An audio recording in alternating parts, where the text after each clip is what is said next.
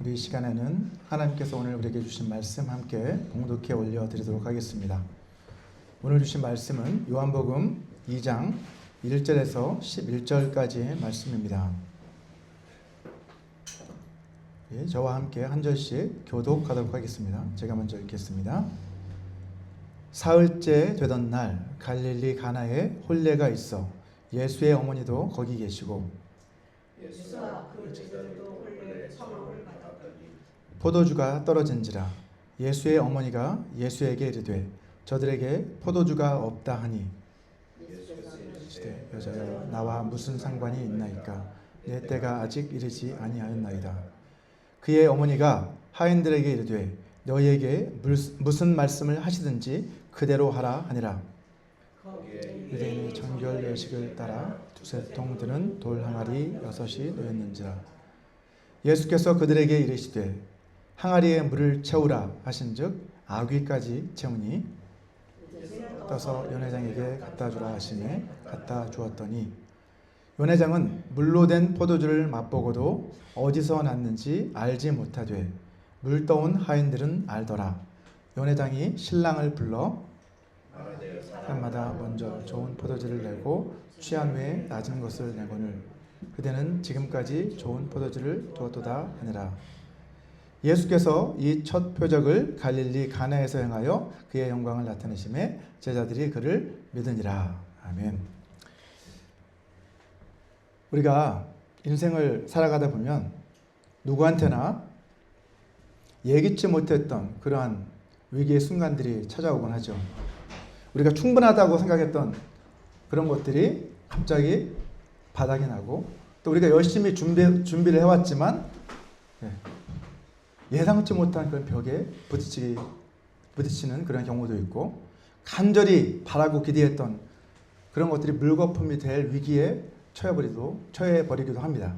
이러한 순간들을 우리가 맞이하게 되는데 오늘 본문에 기록되어 있는 이 이야기 역시 그러한 삶의 자리에서 시작되고 있는 것을 볼 수 있습니다. 혼인잔치에서 그 당시 포도주는 굉장히 중요한 역할을 했잖아요. 그 혼인잔치에 포도주가 떨어진 사건을 오늘 본문은 우리에게 기록하고 있습니다. 그런데 이 사건은 단지 혼인잔치에서 포도주가 떨어졌다는 그러한 이야기가 아니라 또 그 포도주가 변하여 물이 되었다는 단순한 기적의 이야기가 아니라 이 사건을 통해 하나님께서 우리에게 가르쳐 주시고자 하는 중요한 뜻이 이 안에 담겨 있다는 것을 알 수 있습니다. 요한복음 2장 11절에 보면 예수께서 이 첫 표적을 갈릴리 가나에서 행하여 그의 영광을 나타내심에 제자들이 그를 믿으니라 라고 이렇게 기록을 하고 있는데 요한이 이 복음서에서 이 사건을 기록한 목적은 기적을 기록하는 것이 목적이 아니라 어때요? 믿음과 영광에 대한 그 관계를 가르쳐 주기 위해서 사실은 이 사건을 이 복음서에 기록했다고 저는 생각합니다. 이 사건에는 세 종류의 믿음이 등장을 하죠. 마리아의 신뢰하는 믿음, 그죠? 그리고 하인들의 순종하는 믿음, 그리고 제자들이 영광을 알게 되는 그러한 믿음에 대해서 오늘 이 본문은 이야기하고 있습니다. 이 세 믿음은 서로 합력하여 하나의 기적을 이루었고 그리고 그 기적은 예수님의 영광을 드러냅니다. 그리고 그 영광은 다시 더 깊은 믿음의 경지로 우리를 인도해 주는 것을 볼 수 있습니다. 이처럼 오늘 본문의 이야기는 사실은 믿음과 그 영광의 선순환에 관한 이야기라고 할 수 있습니다. 오늘 본문의 말씀을 통해서 믿음과 영광이 서로 어떤 관계가 있는지 어떻게 하면 우리의 삶 속에서 이러한 믿음과 영광의 선순환이 일어날 수 있는지 우리 함께 생각해보는 시간을 갖고자 합니다. 자, 본문을 우리가 자세히 살펴보면 흥미로운 그러한 정황이 눈에 들어옵니다. 본문 1절을 한번 보시면 예수님의 어머니가 먼저 예수님의 어머니 마리아가 예수님보다 먼저 그 잔치 자리에 있었다는 것을 알 수 있죠. 그죠? 먼저 그 자리에 와 있습니다. 본문 2절에서는 예수님과 그 제자들도 초대를 받아서 그 잔치에 참석을 했다라고 그렇게 기록을 하고 있습니다. 그리고 본문 5절에서 마리아는 그 집안의 하인들에게 자연스럽게 직접 지시를 내리고 있는 모습을 볼 수가 있습니다. 이 세 가지 정황은 우리에게 매우 중요한 사실을 시사해주고 있습니다. 혼인잔치를 연 그 집안과 예수님의 가정이 단순한 지인관계를 넘어서 아주 가까운 친족관계였을 가능성이 아주 높다는 거죠. 대다수의 성경 주석가들도 마리아가 이 잔치의 진행을 직접 도우면서 아주 책임있는 중요한 역할을 맡고 있었다는 그런 사실을 근거로 그녀가 이 집안과 친족관계였다라고 그렇게 보고 있습니다. 또 요한복음 2장 12절을 보게 되면 이 잔치 후에 예수님의 형제들도 어머니와 그 제자들과 함께 가버나움으로 내려갔다라고 그렇게 기록을 하고 있습니다. 이것 역시 이 잔치가 가족 모두가 함께한 가족 행사였다는 것을 보여주는 추가적인 증거라고 할 수 있습니다. 마리아가 남의 집 잔치의 구경꾼이 아니라 이 잔치에서 어떤 중요한 책임을 맡은, 그리고 그 부담을 함께 지고 있었던 당사자 중에 한 사람이었다는 것을 보여주고 있는 거죠. 그런데 이 잔치집에 포도주가 떨어졌습니다. 자, 오늘날 우리의 관점에서 보면 아주 심각한 문제로 그렇게 생각되지 않을 수 있겠죠. 하지만 당시 유대 문화에서 혼인잔치는 어때요? 일주일 동안 계속 진행이 됩니다. 그리고 그 혼인을 준비하기 위해서는 여러 해에 걸쳐서 상당한 양의 포도주를 미리 준비를 해 두어야만 했습니다. 그런 준비가 필요한 것이 바로 혼인잔치였다는 거죠. 그래서 잔치 중에 포도주가 떨어진다는 것은 그 집안이 이 혼인잔치를 제대로 준비하지 못했다라고 하는 그 증거가 될 수 있고, 이것은 그 집안 전체의 수치로 여겨질 수 있는 아주 심각한 문제라고 할 수 있어요. 자, 연애를 책임진 연회장과 신랑, 이 사람들은 이렇게 되게 만약에 포도주가 떨어지게 되면 어떤 상황에 놓이게 될까요? 그들은 아주 위기에 처하게 되는 거죠. 중요한 책임자로서 제대로 준비하지 못한 책임을 질 수밖에 없습니다. 친족으로서 또 이 잔치를 함께 책임지고 있었던 마리아에게도 이것은 결코 남의 일이 아니었습니다. 자, 이때 마리아는 누구에게로 갔습니까, 여러분? 그녀는 포도주 상인을 찾거나 잔치집 주인을 찾아가지 않고 누구를 찾아갔어요? 예수님을 찾아갔습니다. 그래서 포도주가 떨어지니 예수의 어머니가 예수에게 이르되 저들에게 포도주가 없다라고 이렇게 말씀드리는 것을 볼 수 있습니다. 이러한 마리아의 행동 자체에서 우리는 믿음을 볼 수 있죠. 예수님을 찾아가서 그분에게 해결책을 그렇게 요구하고 있는, 해결책을 구하는 그런 모습을 볼 수 있습니다. 마리아는 지금 이 상황을 그대로 예수님께 아뢰고 있어요. 나의 필요와 나의 현실을 그대로 아뢰는 것, 사실은 이것이 기도의 본질이라고 할 수 있습니다. 본질이라고 우리는 할 수 있죠. 내가 처한 이 상황에서 지금 제가 필요한 것이 이것입니다라고 주님께 솔직하게 아뢰는 것, 그것이 바로 기도의 시작입니다. 자, 이러한 청을 듣고 예수님의 반응은 어땠습니까, 여러분? 예수님께서는 전혀 다른 그런 반응을 보이십니다. 여자여, 나와 무슨 상관이 있나이까? 내 때가 아직 이르지 아니하였나이다 라고 이렇게 말씀하시죠. 우리는 이 말씀을 오해하지 말아야 합니다. 여기서 여자야라고 하는 그 호칭은 냉담하거나 무례한 그런 표현이 아니죠.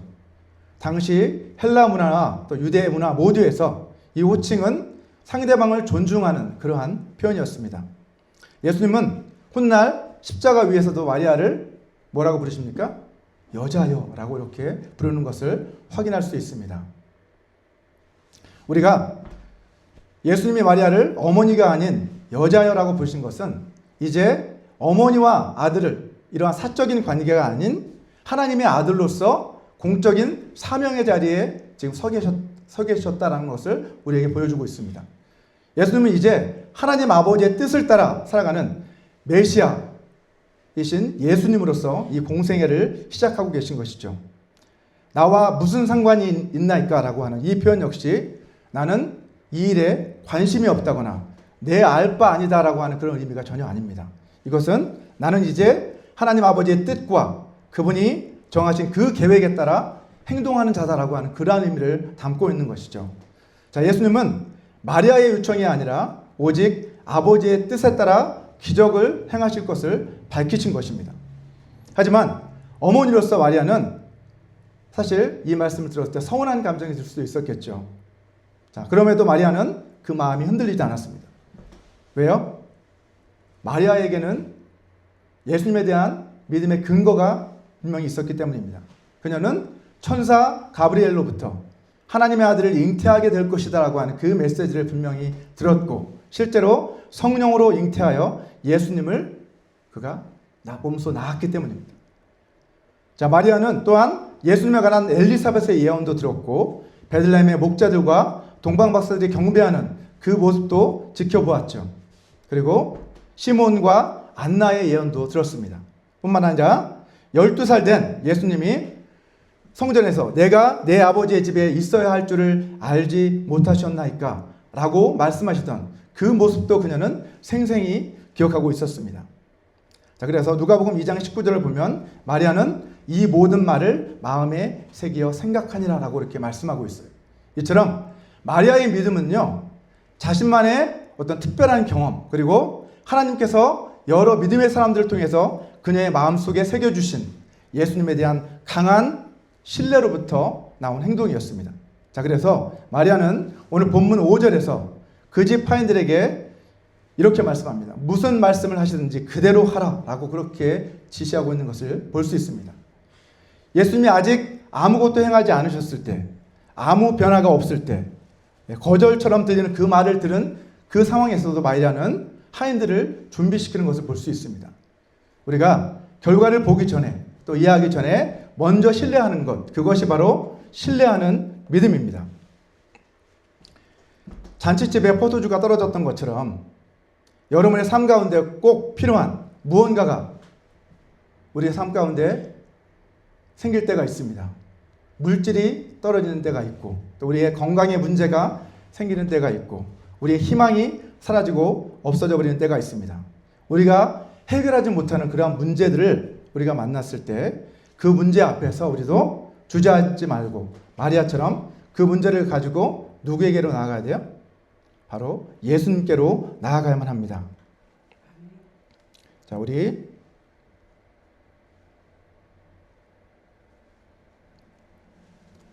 두 번째는 우리가 볼 수 있는 것은 하인들의 믿음입니다. 순종하는 믿음을 가지고 하인들은 예수님의 말씀에 순종을 했죠. 마리아의 믿음이 기적의 문을 열었다고 한다면 하인들의 믿음은 기적의 통로가 되었습니다. 여기서 우리는 중요한 질문 한 가지를 던져야만 합니다. 예수님은 왜 이 돌 항아리에 물을 채워놓는 정결 예식에 쓰는 그 돌 항아리에 물을 채우라고 그렇게 지시를 하셨을까요?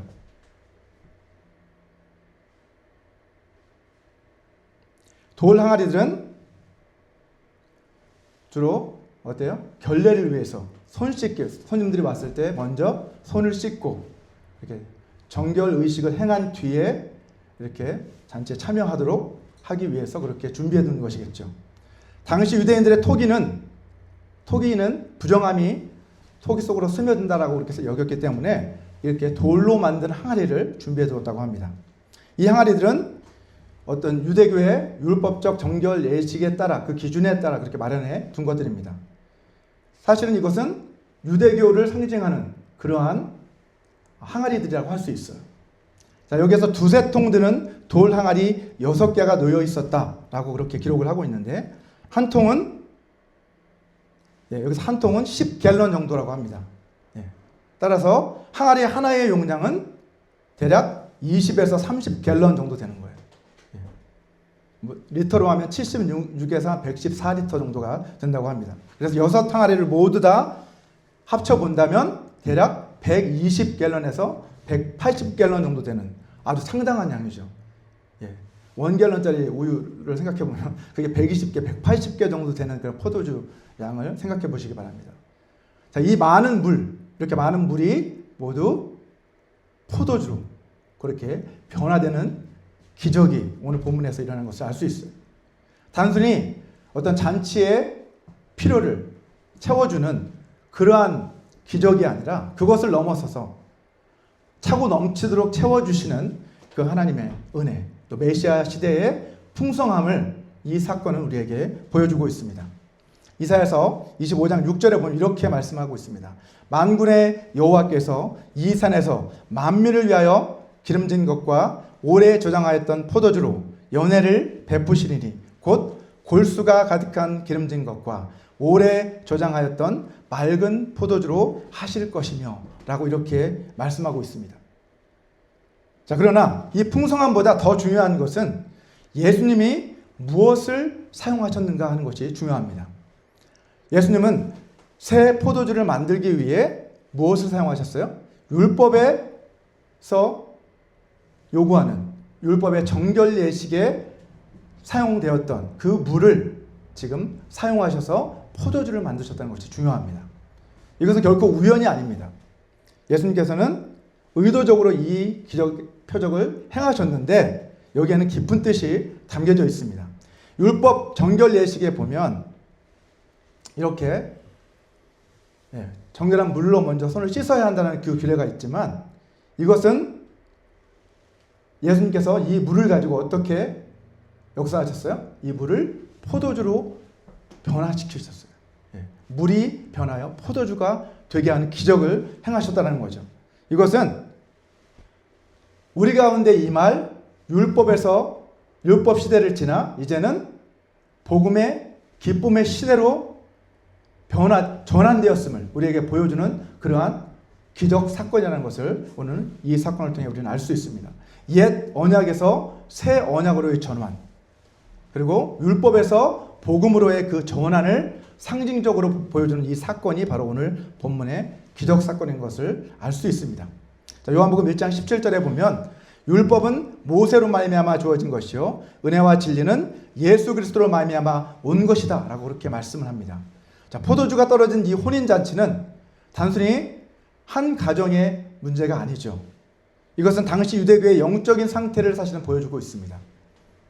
겉으로는 정결 예식의 물 항아리로 가득 찬 그런 종교적인 형식은 잘 갖추고 있지만 사실 그 안에 있어야 할 그러한 기쁨은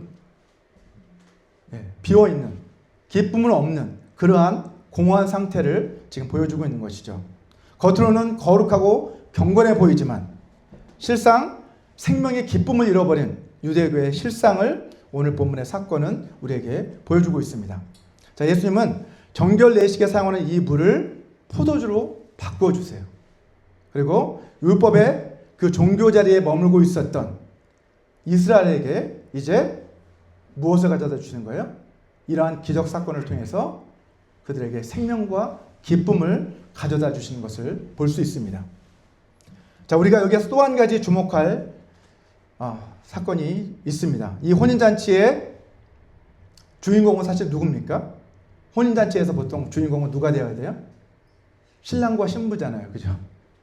근데 사실은 이 사건에서의 주인공은 누가 되셨어요? 바로 예수님이시라는 거죠. 포도주가 떨어진 이 문제를 해결해야 할 책임이 사실은 신랑에게 있지만 이 문제를 누가 해결하는 것을 볼 수 있습니까? 예수님께서 바로 이 문제를 해결해 주시는 것을 볼 수 있습니다. 이 사건에 있어서 주인공은 마리아도 아니고 하인들도 아니고 또 신랑도 아니라는 거죠. 이 사건의 주인공은 바로 진정한 주인은 예수님이시라는 것을 우리는 알 수 있습니다. 요한은 이 사건을 통해서 예수님께서 바로 이 잔치의 주인공이시다. 그리고 더 나아가서 우리 인생 전체의 주인공이시고 주인이시다라는 것을 분명하게 우리에게 보여주고 있습니다. 자, 이제 예수님 하인들에게 이렇게 명령하십니다. 2장 7절을 보시면 예수께서 그들에게 이르시되 항아리에 물을 채우라 라고 그렇게 지시하시니까 그들이 어디까지요? 아귀까지 채웠다라고 성경은 말씀하고 있어요. 예수님은 물을 채우라 라고 이렇게 말씀하셨는데 포도주가 필요한 그 잔치의 자리에 물을 채워라 라고 하시는 것은 사실 상식적으로 봤을 때는 어때요? 지금 그 순간에 불필요한 행동으로 여겨질 수 있습니다. 자, 그럼에도 불구하고 하인들은 그 말씀에 순종합니다. 자, 그것도 어디까지 순종했어요? 아귀까지 가득 채우는 것을 볼 수 있습니다. 의심도 들었을 것 같습니다. 제 입장이라고 한다면 지금 이 상황을 하인들도 알았을 거 아니에요. 그죠? 이 돌아가고 있는 상황을. 포도주가 떨어진 상황을 누구보다 잘 알고 있었을 텐데 갑자기 결례에 쓰는 그 항아리에 물을 채우라 라고 지시하시니까 아마 황당했을 것 같아요. 하지만 그들은 끝까지 그 말씀에 순종해서 물을 채우는 것을 볼 수 있습니다. 그래서 우리는 순종은 믿음의 표현이라고 그렇게 말씀하고 있는 거죠. 그들의 행동은 바로 믿음의 순종이었습니다. 자, 두 번째 명령은 어떤 명령이었어요?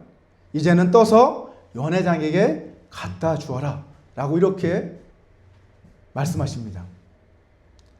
자, 그 당시에 잔치에서 사용되는 그러한 포도주를 담는 용기가 어떤 모양이었냐면 암포라라고 불리는 그러한 용기였는데 아주 목이 좁은 그러한 용기에다가 이렇게 포도주를 담아서 이렇게 서빙을 했다고 하는데요.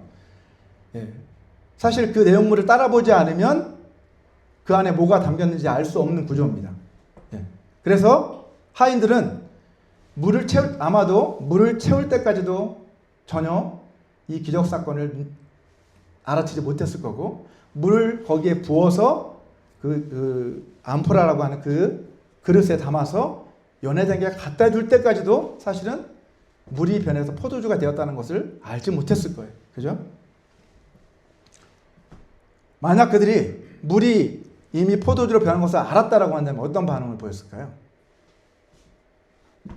저 같으면 아마 난리법석을 피웠겠죠. 그죠? 예. 예수님이 행하신 그 기적을 두 눈으로 목격했다고 한다면 그 즉시 주인에게 알리고 사람들에게 이 놀라운 소식을 알렸겠죠.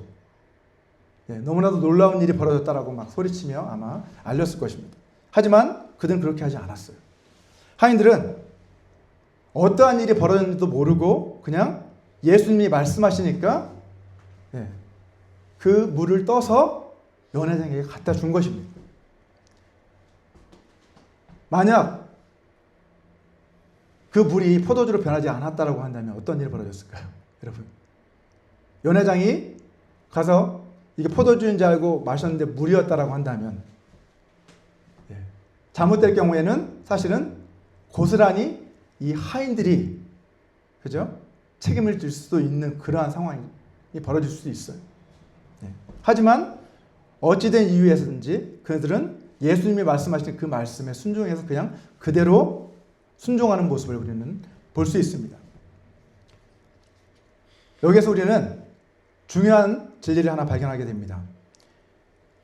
이 사건에 있어서 우리는 하인들의 믿음이 참 대단하다라고 이렇게 생각해서는 안 된다는 거죠. 사실 이 이야기의 핵심은 뭐예요? 그들의 순종을 통해서 예수님께서 놀라운 역사를 행하신다는 것이지, 이들의 믿음이 대단하다라는 것이 사실은 초점이 아닙니다. 사실 이 기적 사건의 주인공은 누구시라고요? 예수님이라는 거죠. 이 기적의 주인공은 예수님이시기 때문에 하인들은 다만 그 기적을 우리에게 보여주기 위한 하나의 통로의 역할을 감당하고 있는 것입니다. 자, 연회장의 입에서 이제 어찌 이렇게 좋은 포도주를 남겨두었느냐라는 이 칭찬이 터져나올 때 하인들은 어떤 생각이 들었을까요? 자신들은 분명 물을 떠서 연회장에 갖다 주었는데 이 연회장이 가장 좋은 포도주를 어찌 지금까지 남겨두었냐라고 하는 이러한 이야기를 할 때 이들도 놀랐을 거예요. 제 생각은 그렇습니다. 분명 물을 퍼담았을 뿐인데 어떻게 포도주가 되었을까? 이 사람들도 의아했을 것입니다. 그리고 이 하인들 자신은 어떤 생각을 하게 됐을까? 하인들은 이 예수님이 행하신 이 놀라운 기적을 그들도 자신들이 직접 경험한 거 아니에요. 그죠? 직접 그 물을 떠다가 주었더니 그 물이 포도주로 변하는 놀라운 그 기적을 자신들이 체험했다는 것을 알게 되었을 것이고, 그 사건은 그들의 일평생 잊지 못하는 그러한 기억으로 남아있었을 것입니다. 그리고 무엇보다 중요한 것은 뭐예요? 이 사건을 통해 이들은 어떻게 되었을까요? 이 예수님이라는 분이 참으로 놀라운 분이시구나.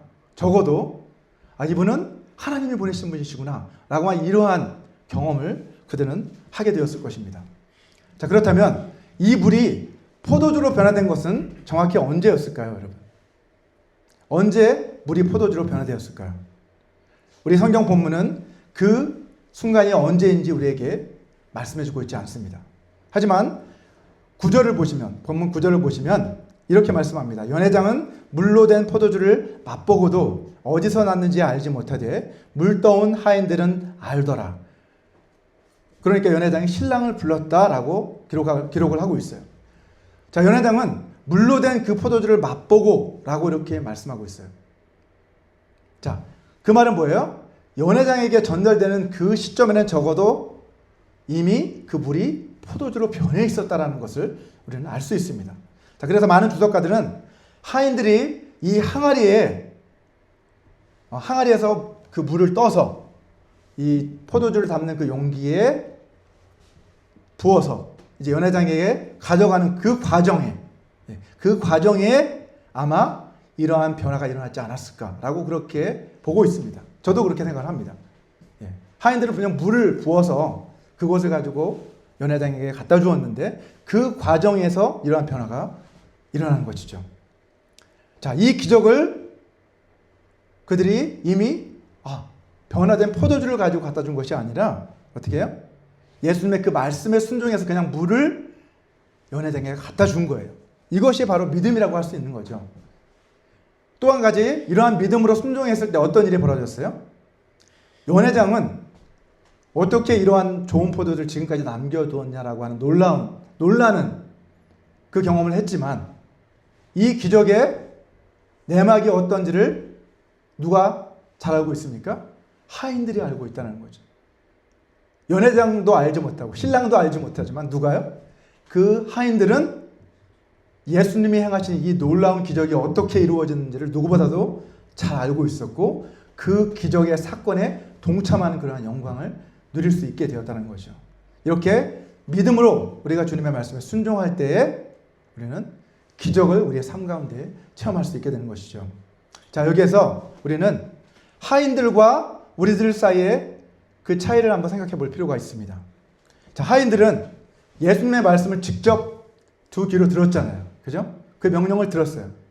이 물을 떠서 항아리에 물을 채우고 이 물을 떠서 연회장에게 갖다 주라 라고 하는 그 말씀을 직접 들었어요. 하지만 우리는 어떻습니까, 여러분? 예수님으로부터 직접 그 음성을 듣는 것이 아니라 이제 우리는 어떻게 하나님의 뜻을 깨닫게 되죠? 여러분, 이제 우리는 우리 안에 내주하시는, 우리 안에 거하시는 성령님을 통해, 그 성령님의 음성을 통해 우리는 하나님의 뜻을 깨닫는 그런 삶을 저희는 살아가고 있습니다. 하인들이 예수님의 음성을 직접 듣고 순종했던 것처럼 이제는 우리들은 어때요? 우리 안에 거하시는 성령님을 통해 예수님의 음성을 듣게 된다는 것이죠. 그래서 마찬가지라는 거예요. 그 음성을 들을 때, 하나님의 말씀을 들을 때 우리가 그 말씀에 순종하느냐 순종하지 않느냐는 우리의 선택에 달려있다는 거죠. 이처럼 여러분, 기적은요 먼저 우리의 머리로 이해되고 나서 그렇게 일어나는 것이 아니라 어때요? 하나님의 말씀을 들었을 때, 그 말씀을 듣고 먼저 순종했을 때에 우리의 삶 가운데 기적이 일어나는 것을 성경은 우리에게 가르쳐주고 있습니다. 여러분, 때로는 하나님의 말씀이 우리에게 들려오는데 여러 가지 환경을 통해서, 사람들을 통해서, 또 성령의 음성을 통해서 여러 가지로 우리에게 들려옵니다. 그런데 그 말씀이 우리의 상식에 맞지 않을 때가 있어요. 그죠? 우리의 이성으로 이해가 되지 않을 때도 있어요. 심지어는 굉장히 그 말씀이 불합리하게 여겨지는 그런 순간들도 있습니다. 내 안에 분명히 성령님이 이렇게 말씀하시는 것 같은데 내가 봐서는 이건 아닌 것 같은데 막 이런 생각이 들 때도 있어요. 사실은 저 사람을 용서해라 라고 하시는데 저 사람 용서받으면 안 될 것 같아요. 어떻게 하나님이 저런 사람을 용서하라고 하시지? 이런 생각이 들 때가 있어요. 내가 섬겨라 라고 하시는데 지금은 내가 섬길 때가 아니라 섬김을 받아야 할 때 같은데 섬기라고 하실 때가 있고, 헌신하라고 말씀하시는데 또 순종하라고 말씀하시는데 그렇게 하면 내가 너무 손해보는 것 같이 그렇게 느껴질 때가 있지 않습니까? 하나님의 말씀대로 살아가려고 생각해 보면 이렇게 하면 내가 너무 손해보는 거 아니야? 너무 이거 어리석은 사람처럼 보이지 않을까? 이런 생각이 들 때도 있어요. 하지만 오늘 본문의 사건을 통해서 하나님은 이렇게 말씀하십니다. 하인들처럼 자기의 이성으로 이해가 되지 않는 그 순간에 아귀까지 채우는 그러한 순종을 하나님 앞에 드릴 때에 하나님의 기적은 그러한 순종을 통해 우리 가운데 일어나게 된다는 것이죠. 순종은 기적의 결과가 아닙니다. 뭐예요? 순종은 기적의 통로인 것이죠. 우리가 순종했을 때 기적이 일어나는 것이지 기적을 보고 순종하는 것이 아니라는 거죠. 자, 마지막으로 우리가 이 본문의 사건에서 볼 수 있는 세 번째 믿음은 제자들의 믿음입니다. 앞에서 마리아의 믿음과 하인들의 믿음에 대해서 우리가 살펴봤다면 가장 중요한 것은 뭐예요? 이 사건을 누구를 위해서 예수님께서 행하셨을까요? 바로 제자들을 위해서 했다라고 오늘 본문은 우리에게 말씀하고 있습니다. 자, 연회장은 이 포도주를 맛보고 나서 감탄을 합니다. 사람마다 대회는 먼저 좋은 포도주를 다 이렇게 잔치해서 내놓고 그 다음에 사람들이 막 취하면 어때요? 나중에는 조금 그보다 떨어지는 포도주를 내는 것이 일반적이다 라고 이렇게 이야기합니다. 그게 보통 사람들이 하는 그런 사람들의 풍습이라는 거죠. 그럴 수밖에 없잖아요. 그죠? 취했을 때 좀 약간 떨어지는 포도주를 내놓으면 잘 알지 못하잖아요. 이미 취했기 때문에. 자, 이것은 아주 중요한 의미를 담고 있습니다. 세상의 방식은 그렇다는 거예요. 처음에는 사람들의 눈에 좋아 보입니다. 그죠? 하지만 시간이 갈수록 어떻게 돼요? 마치 질이 떨어지는 포도주를 내놓는 것처럼 처음에는 이게 너무나 좋아 보이고 세상 것이 좋아 보이고 이렇지만 시간이 갈수록 그것은 낡아져가고 썩어져가는 것일 뿐이다라고 성경은 우리에게 분명하게 가르쳐주고 있습니다. 여러분, 세상이 주는 기쁨이 그렇다는 거예요. 처음에는 굉장히 만족스럽고 너무나 쾌락을 주고 너무 좋아 보이지만 결국 거기에 따른 대가를 치르게 되고 나중에는 허무함만이 남는 그것이 바로 세상이 주는 만족과 기쁨이라는 것을 성경은 우리에게 가르쳐주고 있습니다. 하지만 예수님이 우리에게 주시는 기쁨은 어때요? 처음에는 우리의 헌신을 요구하고 섬김을 요구하고 이러다 보니까 좋아 보이지 않지만 결국 나중에는 우리에게 얼마나 귀한 것을 우리에게 주고 약속하고 있습니까? 오늘 본문의 사건처럼 물이 변하여 아주 좋은 극상품 포도주를 만들어 주신 것처럼 하나님의 축복은 그렇다라는 것이죠. 오늘 본문의 사건이 우리에게 가르쳐주고 있는 또 한 가지의 의미는 바로 저는 그거라고 생각합니다. 하나님의 그 축복은 지금은 아무것도 아닌 것처럼 보이지만 결국 어때요? 세상이 줄 수 없는 가장 큰 기쁨과 가장 큰 축복을 하나님 우리를 위해 예비해 주신다는 것을 오늘 본문의 사건은 우리에게 분명하게 가르쳐주고 있습니다. 자, 그런데 사도 요한은 이 사건의 결론을 연회장의 감탄이나 신랑의 기쁨으로 그렇게 마무리하고 있지 않습니다. 오늘 본문 마지막 절인 11절 말씀을 같이 한번 읽어보도록 하겠습니다. 같이 읽겠습니다. 시작. 예수께서 이 첫 표적을 갈릴리 가나에서 행하여 그의 영광을 나타내시매 제자들이 그를 믿으니라 라고 이렇게 기록을 하고 있습니다. 자, 헬라어 원문을 보면 여기에서 믿으니라 라고 하는 이 동사는 부정 과거 시제로 되어 있어요. 자, 그 말이 뭐냐면 제자들이 이 순간에 믿음에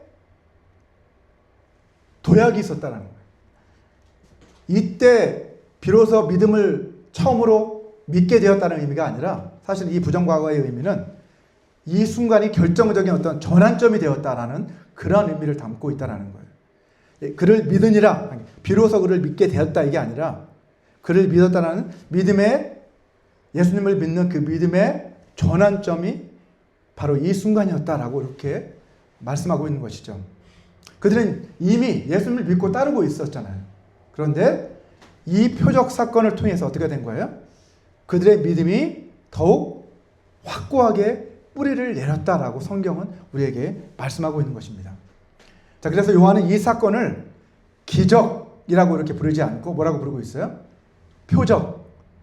헬라어로는 세메이온, 영어로는 사인. 이렇게 표현을 하고 있는 것을 볼 수 있습니다. 자, 사인이라는 거죠. 사인.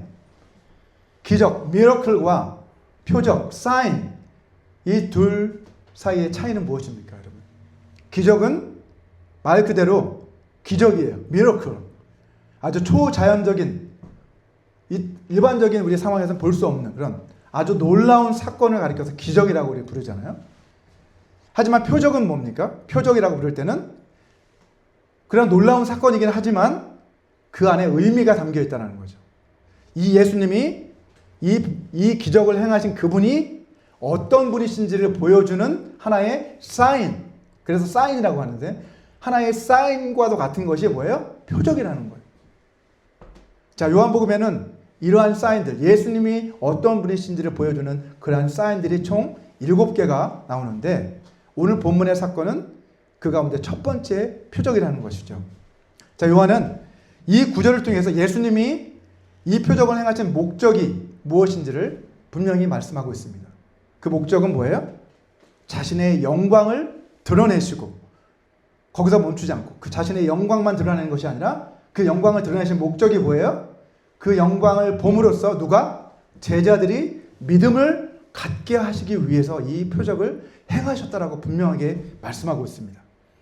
자, 그런데 이것은 요한복음 전체의 목적과도 일맥상통하는 목적입니다. 자, 요한복음 20장 31절 말씀을 우리 같이 한번 읽어보겠습니다. 시작. 오직 이것을 기록함은 너희로 예수께서 하나님의 아들 그리스도이심을 믿게 하려 함이요 너희로 믿고 그 이름을 힘입어 생명을 얻게 하려 함이니라 라고 말씀합니다. 요한이 이 복음서를 기록한 목적이 예수께서 하나님의 아들이심을 제자들이 또 우리들이 믿게 하기 위해서 기록했다라고 분명하게 목적을 밝히고 있다는 거죠. 이 목적과 마찬가지로 오늘 본문의 이 표적 사건 역시 마찬가지 이야기를 하고 있잖아요. 제자들이 이를 보고 예수님을 믿었다라고 분명하게 기록하고 있는 것을 볼 수 있습니다. 이처럼 우리는요, 믿음과 영광의 관계에 대해서 깊이 이해할 필요가 있습니다. 예수님은 나사로를 살리기 전에 마르다에게 이렇게 말씀을 하셨습니다. 요한복음 11장 40절에 보면 이렇게 말씀하십니다. 예수께서 이르시되 내 말이 내가 믿으면 하나님의 영광을 보리라 하지 아니하였느냐. 이렇게 말씀하셨습니다. 믿으면 어떻게 된다고요? 영광을 보리라 라고 이렇게 말씀하셨어요. 하나님의 영광은 무엇을 통해서만 볼 수 있다고요? 믿음의 눈을 통해서만 볼 수 있다라고 분명하게 말씀하고 계십니다. 자, 그런데 오늘 본문에서 요한은 이 영광을 본 그 제자들의 믿음은 이제 어떻게 되었다고 이야기합니까? 그 믿음이 확고하게 뿌리를 내리게 되었다. 이렇게 선언하고 있습니다. 자, 이것이 우리 신앙의 성장의 과정입니다. 우리는 오늘 본문의 사건을 통해서 마리아와 하인들의 믿음에 대해서 살펴봤어요. 그죠? 그들의 그 믿음, 온전한 믿음은 아니지만 그 믿음은 기적을 우리 가운데 가져왔어요. 그죠? 통로가 되었습니다. 그런데 그 기적을 통해서 무엇이 드러났습니까? 예수님의 영광이 드러나게 되었죠. 그리고 그 영광을 본 제자들은 어떻게 되었어요? 그 영광을 보고 확고한 믿음을 가지게 되었다. 이것이 오늘 본문의 사건이 우리에게 주는 열쇠입니다. 핵심입니다. 믿음이 영광의 문을 열고, 그죠? 영광을 우리에게 보여주는 그 통로가 되고, 그 보여진 영광이 또다시 믿음을 자라게 하고 뿌리내리게 하는 그러한 순환의 과정을 오늘 사건을 통해서 우리는 발견하게 됩니다. 그래서 제가 오늘 설교의 제목은 믿음과 영광의 선순환이라고 이렇게 붙인 이유가 바로 그것입니다. 우리의 삶은 믿음을 가지고 예수님께로 나아감으로 하나님의 영광을 보게 되고 그 영광을 경험함을 통해서 다시 더 깊은 믿음의 경지로 나아가게 되는 이러한 순환이 우리의 삶 가운데 일어나게 될 때 우리는 비로소 예수님이 원하시는 그러한 삶을 계속해서 살아나갈 수 있고 마지막 그 영광의 자리에 설 수 있게 된다는 것을 성경은 우리에게 분명하게 가르쳐주고 있습니다. 여러분은 지금 믿음으로 예수님의 영광을 바라보고 계십니까? 여러분의 일상의 삶 속에서 또 여러분이 속한 그 공동체 안에서 예수님께서 어떤 일을 행하시는지 그 영광의 그 역사들을 믿음으로 여러분들은 바라보고 계십니까? 영광을 아는 그 믿음은 오늘 현재에 안주하지 않습니다. 그 영광을 아는 그 믿음은 이제 계속해서 더 큰 영광을 향해 더 깊은 그 영광의 자리로 계속해서 우리를 인도해 주신다라고 성경은 우리에게 가르쳐주고 있습니다. 오늘 본문의 이야기 속에서 우리는 세 가지 믿음의 형태를 살펴보았습니다. 첫 번째는 예수님을 신뢰한 마리아의 믿음을 살펴봤고요. 또 한 가지는 예수님께서 말씀하시자 전적으로 순종했던 하인들의 믿음을, 그리고 마지막으로 예수님께서 행하시는 이 표적을 보고 예수님이 나타내신 그 영광의 표적을 보고 더 큰 믿음의 단계로 나아가는 제자들의 믿음을 우리가 함께 살펴봤는데, 이러한 믿음들은 각각 어때요? 우리의 공동체 안에서 또 우리의 삶 가운데서 따로따로 떨어진 것이 아니라 어떤 사람들은 이렇게 하나님의 말씀을 순종하는 그런 믿음이 있는가 하면 하나님 앞에 기도로 나아가서 공동체의 필요를 위해 기도하는 사람이 믿음을 가지고 기도하는 사람들이 있는가 하면 또 이렇게 공동체 안에서 일어나는 그러한 놀라운 하나님의 기적을 체험하고 곁에서 바라보면서 그것을 보고 믿음 안에 확고히 뿌리를 내려가는 그러한 사람들도 있다는 것을 오늘 본문의 사건은 우리에게 분명하게 가르쳐주고 있습니다. 이처럼 믿음과 영광의 그러한 선순환은 이 가나의 혼인잔치에서 끝나지 않고 계속해서 우리의 삶 가운데서 계속해서 이어지고 있습니다. 우리의 포도주가 떨어지는 그 자리, 우리의 삶에 예기치 못한 그러한 상황들이 우리 가운데 찾아올 수 있지만 그때가 어떤 때라는 거예요? 바로 믿음으로 예수님 앞으로 나아갈 때고 하나님의 말씀에 순종할 때이고 그것을 통해서 하나님의 영광을 더 깊이 깨달아가게 되는 그러한 기회가 되어야만 한다라고 성경은 오늘 우리에게 가르쳐주고 있습니다. 자, 우리 모두가 이러한 믿음을 가지고 순종함으로 인해서 하나님의 놀라운 기적들을 날마다 삶 가운데서 체험하는 저와 여러분이 되시기를 주님의 이름으로 축원합니다.